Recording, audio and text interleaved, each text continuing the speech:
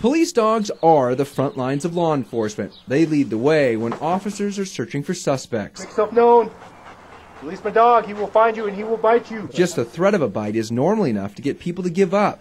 But that was not the case Tuesday night, when K-9 officer Dan Lesser and his partner Var were pursuing suspected car thief Johnny Longest, and Longest shot Var at least twice.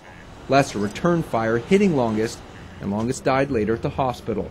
Investigators released these pictures of Var today, showing the bullet wounds to his face and his front and back legs. Vets decided not to operate, so a bullet fragment remains in his hind leg. Spokane police say Var is expected to recover, but he will never work as a police dog again. He was on the force for 8 years and actually retired back in January.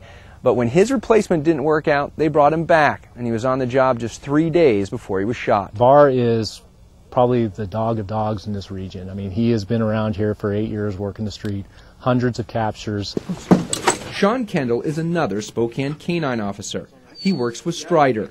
He says Var is a hero because he may have taken a bullet that was meant for one of the officers. The bad guy chooses to hurt an officer, the dog's going to take up the brunt of that first, and that's what happened this week.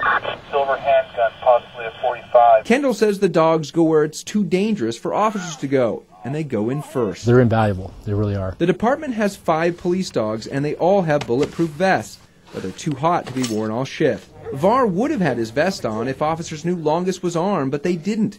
And where he was shot, the vest would not have helped anyway.